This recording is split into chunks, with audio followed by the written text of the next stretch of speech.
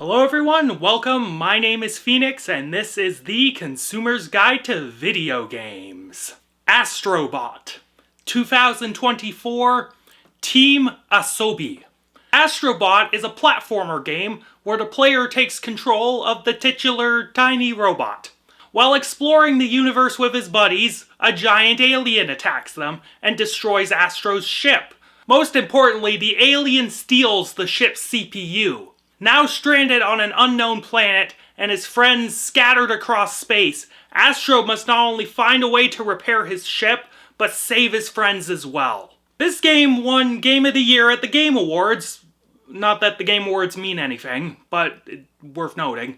But with the amount of accolades this thing has been getting, like I said, I think I owed it a peek. Having played it myself now, I can definitely understand why this game is getting praised. But when we deep dive into it, we'll see that this is a much more complicated case than that. When we play this game, a question has to be asked. What was the intention behind this? I think the clear intention with this game was for it to be a celebration of all things PlayStation. To those more cynical and jaded, this game might read as a bit of an intellectual property graveyard. It is a collection of references to things Sony and its affiliate developers have no intention of ever using again. When playing this game, I can certainly see both sides of this coin. The story isn't anything to shake a stick at. It's pretty much Kids Adventure Story 101, and it was mostly just a tool to keep the game moving. But when we look at specific set pieces throughout this, we start to see both sides of the before-mentioned coin I was talking about. In levels like the Uncharted and the God of War ones, you can clearly see that they are celebrating the impact these games have had on gamers.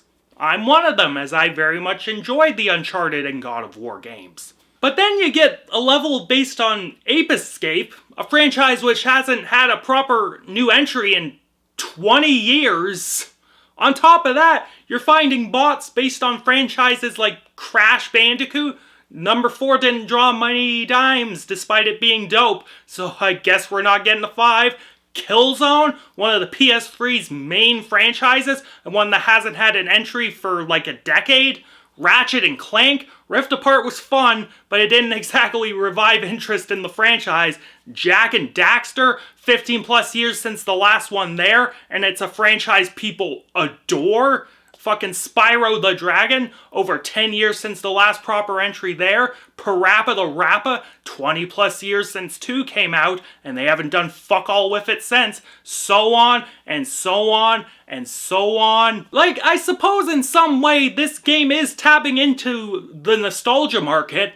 It's making gamers soy out at all the references. Some of them got a snicker out of me, admittedly. But instead of this shit, I think a better way to tap into that market is to just, I don't know, make another Ape Escape? Make another Jak and Daxter? I don't know. There are so many unused IPs here, ones that have had significant resurgences in popularity due to not only the state of the gaming industry at this time, but also the market of nostalgia. The absolute boatloads of fucking money you can make on a Jak and Daxter 5, or a proper Ratchet and Clank game without girl boss bullshit, would be significant. But hey, big budget gaming is a fucking wasteland, so that ain't happening at all. Oh, right, this is a video game, and I used a controller to play a video game. What was that like? In short, it was fine. It's pretty good. It was structurally similar to the sort of collect-em-up 3D platformer games you know and love. If you've played, Mario 64, Battle for Bikini Bottom, Banjo-Kazooie, you've played this. When we get into the nitty-gritty, I think my biggest problem is that the base game is a little easy for me. I didn't no-depth the run-through, but traversing the main levels and finding these little robot things wasn't anything mind-bending. Like, just pay attention to your surroundings and you'll end up getting most, if not all, the bots. That isn't to say there isn't anything challenging or, incompetent about this game. The levels make great use of the powers you are given and are full of secrets. Hell, even the map has hidden levels, and the hub world has tons of secrets to find. When you do get to things like boss battles, you are going to have to be on your toes because the bosses will throw the kitchen sink and everything around it right at you. The secret levels in this game are legit a challenge, and will test the use of your various powers in the game. I was stuck on some of those secret gimmick levels for quite some time. They were quite the ballbuster. When you collect all the coins and the puzzle pieces and all that sort of nonsense, you do earn the ability to get silly collectibles. Props for your bot, color schemes for your jet vehicle, and costumes for Astro, yada yada yada, you get the idea. When you factor in all the side content and the cute things you can find throughout the game, I suppose you can forgive the base game for being a tad on the easier side. Hell, the game actively encourages you to do the side shit, as the game requires you to collect 2/3 of the robots just to fight the final boss. The game also has a nice visual style. The game has a particular brightness and polish to it that I come to expect from games that are made for the PlayStation consoles. But since this is a more family-friendly experience, it's also super colorful and vibrant. Astro himself is a cute little thing, and he moves fluidly, as do all the robot things. The bosses are all interesting, as you have to fight these giant animals and robots that are full of personality. The evil alien, I think it's called like Nebulax or whatever the fuck, something like that. I don't remember, I don't care. That evil alien looks like an overgrown minion, and he was amusing to watch. The environments and the levels are imaginative and have tons of detail to them as well.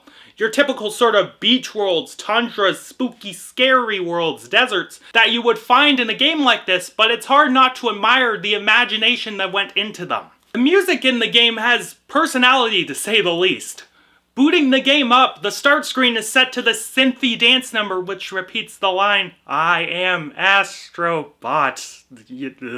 You know, yeah. From then on, the non-specific world pieces take on that jaunty and bouncy tone, ranging from that synth dance music to fucking old school hip-hop and genre. The composer uses a few motifs and uses different arrangements for them. So you get, Middle Eastern tinged versions of them, or spooky versions of them, or beach-themed ones. It's typical of a game like this, but there are some real earworms in this game. My favorite pieces, though, were the ones used during the IP-centric levels, as they were just remixes of existing pieces I like. The Uncharted one went fucking hard, cause it's the Uncharted theme and that shit's a banger, let me tell you. The God of War one was also just a straight vibe, and the main hook of it got me really pumped. So in the end, would I play Astrobot again? Probably. I would definitely go back and get the rest of the bots.